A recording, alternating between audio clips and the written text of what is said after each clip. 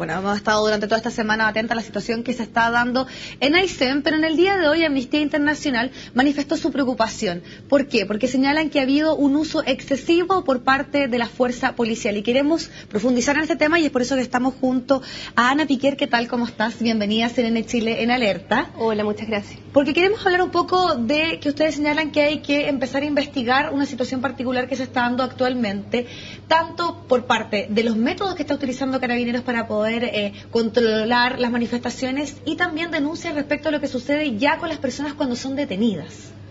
Efectivamente, durante estos días en que han habido manifestaciones en Aysén, hemos estado viendo con mucha preocupación lo que se ha reportado en prensa y también información que hemos recibido en Amnistía Internacional respecto de muchas denuncias que tienen que ver con actuar violento de la policía. Estamos hablando de cosas como uso indebido de bombas lacrimógenas en lugares cerrados, lanzamiento de bombas lacrimógenas directo al cuerpo de las personas, golpizas en detención, incluso el uso de balines metálicos en el contexto de la represión de las manifestaciones, que son todas denuncias que son graves, que implican una violación a los derechos humanos de las personas que están participando en las manifestaciones y que por lo tanto debieran ser inmediata e imparcialmente investigadas para que efectivamente se sancione a quienes sea que resulten responsables de ese tipo de conducta. Y ahora también ustedes han recogido una serie de denuncias respecto a lo que sucede con muchos manifestantes al momento de ser detenidos. Muchos de ellos señalan que ni siquiera pudieron ir a constatar lesiones a los centros asistenciales, hablan de golpiza. Me gustaría un poco que tú pudieses explicarnos de qué se tratan estas denuncias. Las denuncias en general han apuntado a que la policía estaría evitando que las personas accedan a centros asistenciales a constatar lesiones y que cuando las personas tratan de llegar a estos centros asistenciales son detenidas finalmente. Lo que ha impedido también poder dejar constancia efectiva de cuántas personas están siendo lesionadas. Y las que han logrado llegar, sí, o sea, lo que ha incluso aparecido en prensa es que han habido por lo menos decenas de personas que han estado llegando por asfixia, por gases lacrimógenos, con impactos de balines, impactos de bombas lacrimógenas y llegando al caso extremo del señor Aro que perdió la vista. Ana, ustedes en el día de hoy emiten este comunicado, pero yo no sé si ustedes a su vez también manifestaron esta preocupación al gobierno. ¿Hubo algún tipo de reclamo formal a la autoridad respecto a lo que está sucediendo en Aysén? No todavía. Por el momento estamos haciendo este acto de visibilizar la situación en espera de que haya una reacción de parte de las autoridades. Hasta ahora no hemos visto que haya habido una reacción en términos de condenar o de hacer algún tipo de acción concreta para investigar la situación de violencia policial que se está viviendo en Aysén. La idea es seguir recabando información de lo que siga pasando, ir constatando la mayor cantidad de información que podamos y en base a eso, si lo amerita, tomar contacto con las autoridades para ver de qué manera se puede tratar de detener la violencia. Y estas denuncias son de las propias personas que se han visto afectadas, porque nosotros sabemos que muchas veces hay observadores, por ejemplo, del Instituto de Derechos Humanos o personas que están un poco dando cuenta de la situación, entregando informes. No sé si ustedes sucede algo similar. Amnistía Internacional tiene personas que están ahí dando cuenta de la situación que se da, de cómo se está utilizando la fuerza pública, o son las propias denuncias de las personas que se han visto afectadas por esta situación. Nosotros como Amnistía Internacional no tenemos observadores en terreno en este momento. Sí hemos estado en contacto principalmente hasta ahora con la red de observadores de derechos humanos asociados a la red de sitios de memoria, que ellos sí están trabajando en terreno, están también asociados con CERPAG, que han estado haciendo una labor de observación, y ellos nos han estado proporcionando información que también hemos estado revisando con el equipo de investigación de la Secretaría Internacional en Londres, que hay un equipo de investigación para Américas que también está al tanto del tema, que ha estado constatando la información y a partir de ahí estamos construyendo los datos necesarios para poder seguir trabajando con la situación.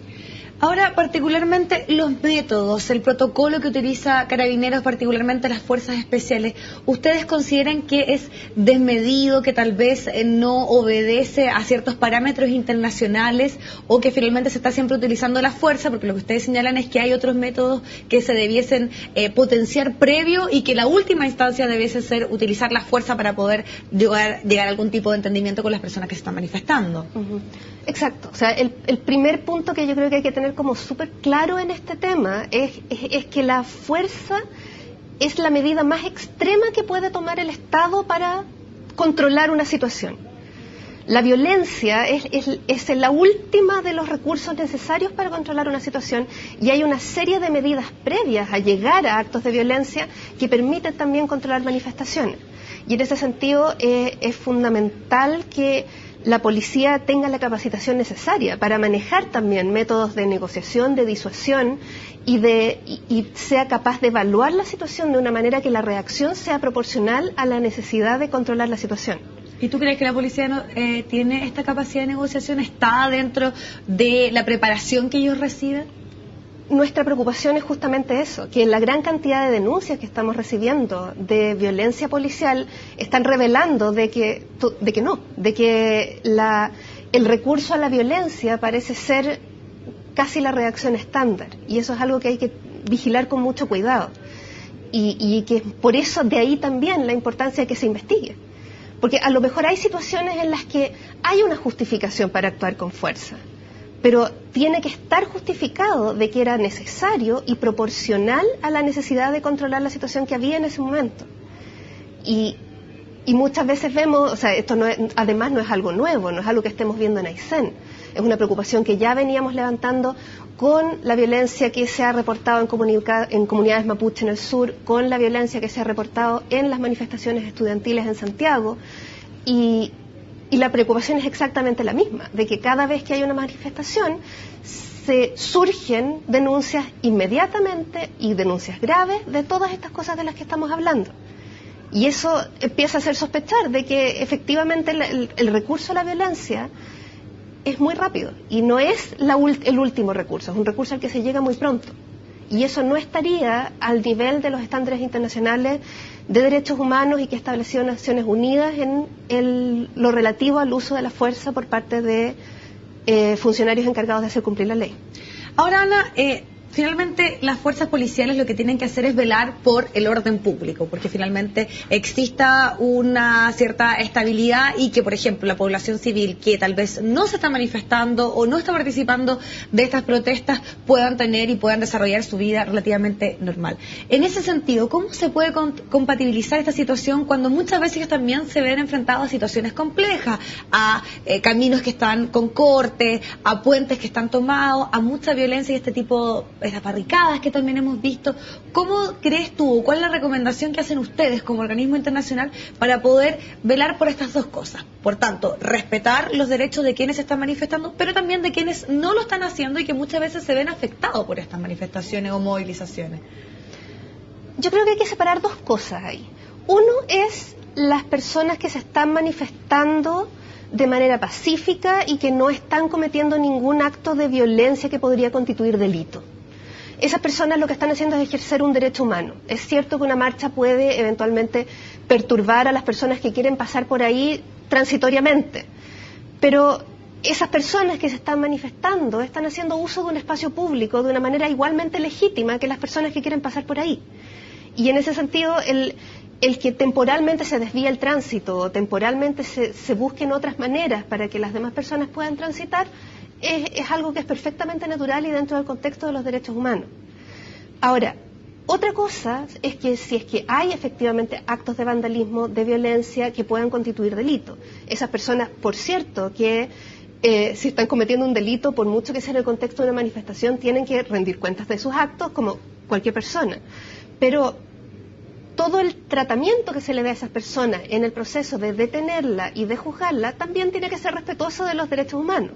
Y en ese sentido, una golpiza en detención no se justifica independiente de lo que haya hecho esa persona, porque eso es una violación a los derechos humanos que no tiene ninguna justificación ni ninguna razón de ser.